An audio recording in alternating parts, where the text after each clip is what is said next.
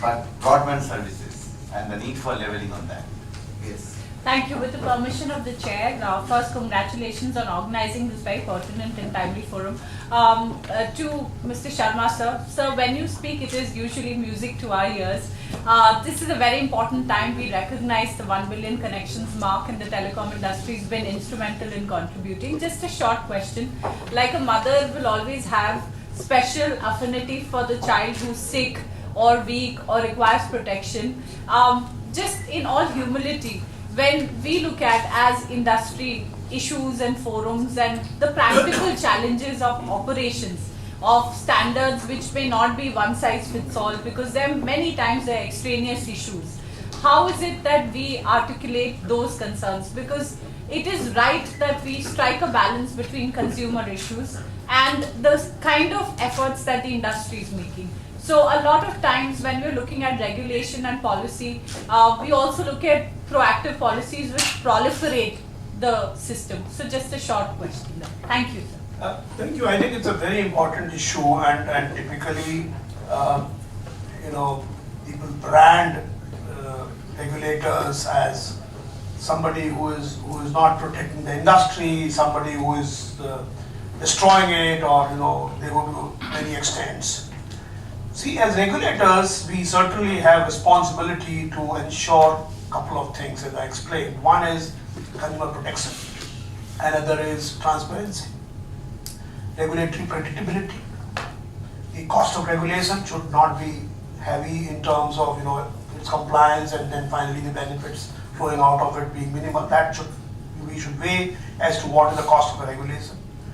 Typically, minimal touch regulation. We should not really regulate heavy-handedly, especially in a sector which is highly competitive. Of course, the growth of the sector, but at the same time competition in the sector. The competition also should be level playing. These are some of the things. But at the same time, let us also realize that each step of regulator cannot satisfy all these 6 or 7 overarching goals. Suppose we make a regulation which is basically to help the consumers. Now the industry may think, this regulation is going to affect us adversely, and this is what happened in call drops. Call drops is an issue of consumers, and we said, look, consumers have no redress, and we didn't say that we will fine the industry if there are call drops. We actually came up with a different idea, that let the consumer be compensated if there are call drops. So we didn't come in between. We said, and one might think that in 1 billion consumers, how will you ensure that you can compensate every consumer? But please understand, it's a technology infrastructure at the back end. When a system can keep track of every voice call you make, the duration up to seconds of every consumer out of 1 billion, that same system can keep track of the fact that a call got dropped. And therefore it's possible. So it's a big data is being dealt with by the industry, big data can be dealt with here. But then this issue, one can argue that, look, your mandate is consumer protection, but at the same time your mandate is also growth of the industry. This is something which is prohibiting the growth of the industry because it is penalizing them. So the problem is that if you start measuring every regulation, every rule, every order by the touchstone of all these 6 principles, you will find that it is helping, in some it is negative, some it is positive. So you should look at the overall system, where overall regulatory framework should promote competition. Another issue which is also very relevant, and I want to be very candid about it, is the issue of technology. Now in this sector, technology is moving very fast. And operators also, you find somebody doing 2G, somebody doing 4G, 3G, LTE, all kinds of 5G also is coming now.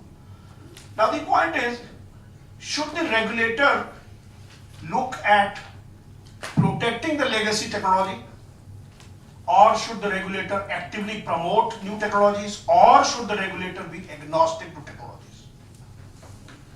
This is the question. My view is that we should not check the march of technology. Technology will come, and one should really welcome that technology, and one should not become a hindrance, or one should not create regulations which are obstructing that technology, and we should leave it there. So essentially, the idea is, yes, there are multiple number of issues, and it's a very difficult path for the regulator to really strike a balance in all these things. But I think once you have these overarching goals clearly stipulated and understood in our psyche and in our institutional memory, I think we will be able to come out with regulations which actually satisfy these broad overarching principles. Thank you. Thank you very much. I think in the interest of time, I would request Mr.